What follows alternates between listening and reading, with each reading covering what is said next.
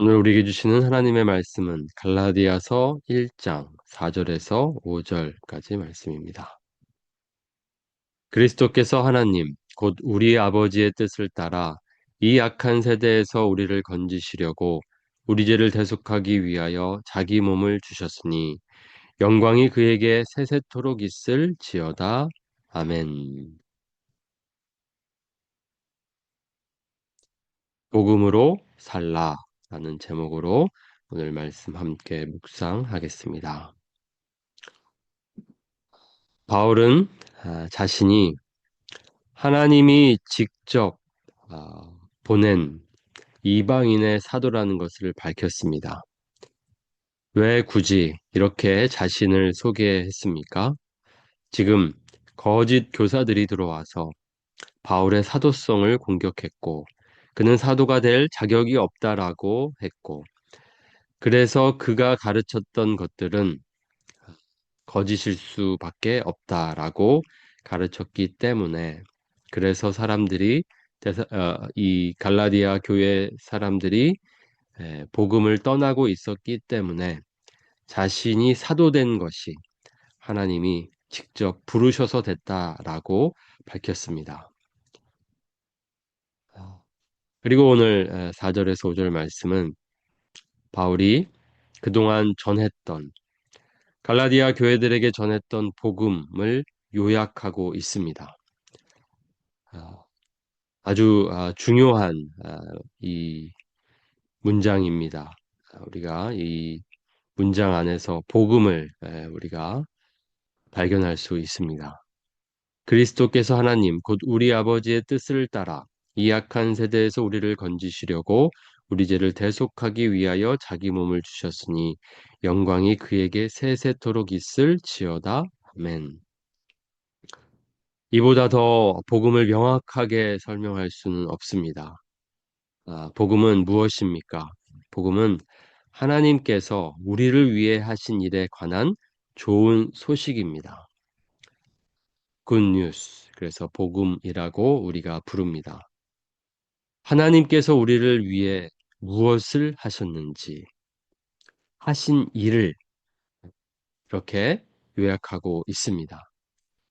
이 복음, 이 복음으로 우리가 오늘을 살기 원합니다. 이 복음 안에는 많은 정말 풍부한 의미들을 우리에게 보여주고 있습니다.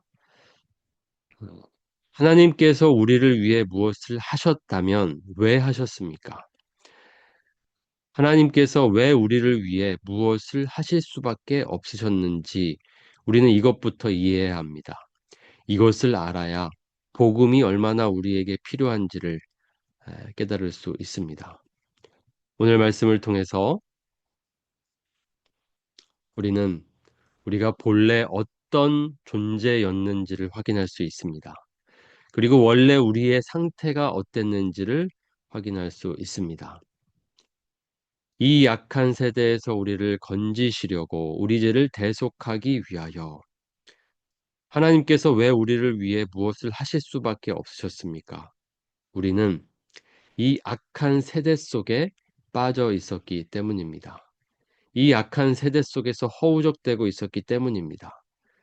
그렇게 된 이유는 바로 우리의 죄 때문입니다. 우리 안에 죄가 들어왔고 그 죄가 이 세상에 가득 차게 되었습니다. 그래서 이 세상은, 이 세대는 악한 세대입니다. 아주 명확하게 이 세대를 정의하고 있습니다. 이 세대는 악하다. 이 세대가 악하게 된 것은 바로 우리의 죄 때문이다. 이 사실을 우리가 깨달아야 합니다. 이것을 우리가 깨달을 때에 비로소 우리가 왜 예수님이 이 땅에 오셨고 왜 예수님이 우리를 위해 죽으셨는지를 이해할 수 있게 됩니다. 우리가 이 사실을 깨닫지 못하면 복음은 절대로 우리에게 좋은 소식이 될 수 없습니다. 아무리 들어도 복음은 우리 안에 은혜를 줄 수 없습니다. 그러나 우리는 이 사실을 경험적으로 깨닫습니다. 얼마나 우리가 죄인인지. 하나님을 떠나 하나님을 무시하고 살았는지 우리는 우리의 삶을 돌아보면서 깨달을 수 있습니다. 우리 안에 죄가 있습니다.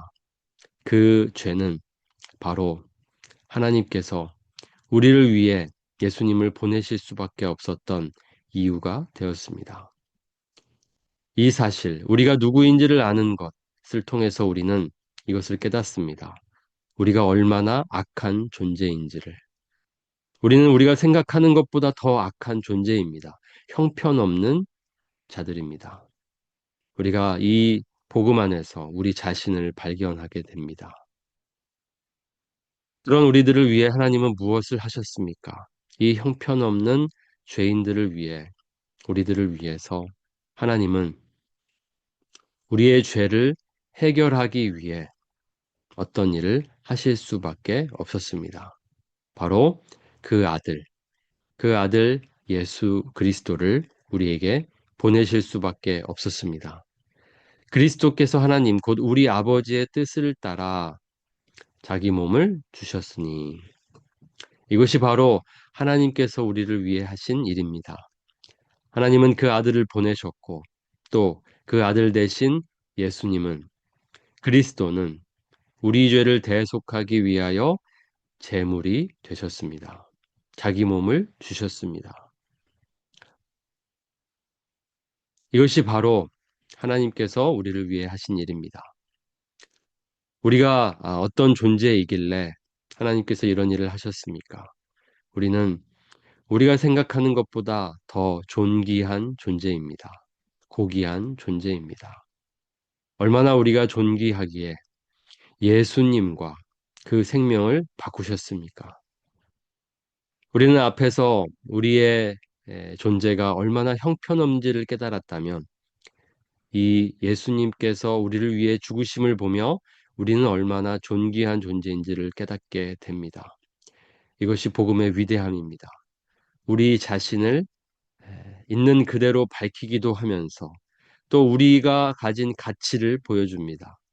복음의 놀라운 이 소식이 바로 우리를 새롭게 만듭니다.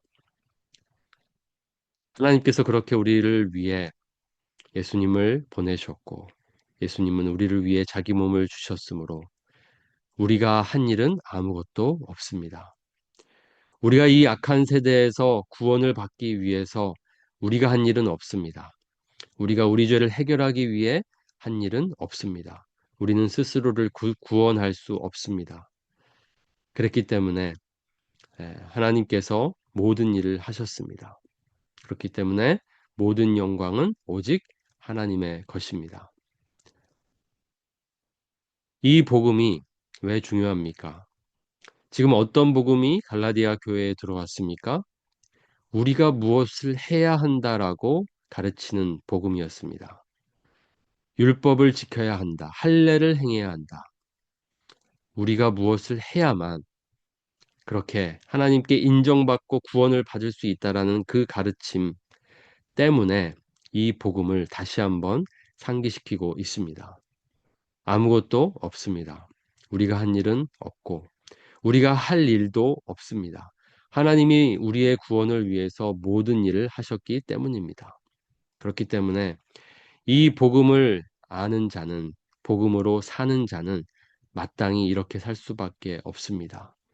아무것도 한 것 없습니다. 하나님이 모든 것을 하셨습니다. 모든 영광을 하나님께 돌립니다. 복음으로 사는 자는 그렇기 때문에 마땅히 하나님을 영화롭게 할 것입니다. 우리를 자랑하지 않습니다. 우리는 생각보다 악한 존재입니다. 형편없는 존재입니다. 그렇기 때문에 늘 겸손합니다. 복음으로 사는 자는 늘 담대합니다. 왜냐하면 예수님을 보내주셔서 우리를 구원하셨기 때문에 우리의 존재가 얼마나 가치 있는 존재인지를 깨닫게 하셨습니다. 복음 앞에서 하나님께서는 우리를 낮추기도 하시고 또 높이기도 하십니다. 이 복음, 이 복음으로 우리가 살기를 원합니다. 오늘도 하나님 앞에 엎드리며 우리가 얼마나 형편없는 자인지를 깨달읍시다. 그리고 또 복음 앞에서 우리가 얼마나 존귀한 자인지를 깨달읍시다. 그래서 겸손하며 또 담대하게 살아갑시다. 이 복음을 깊이 묵상하면서 이 복음의 은혜를 누리는 이 아침이 되기를 원합니다.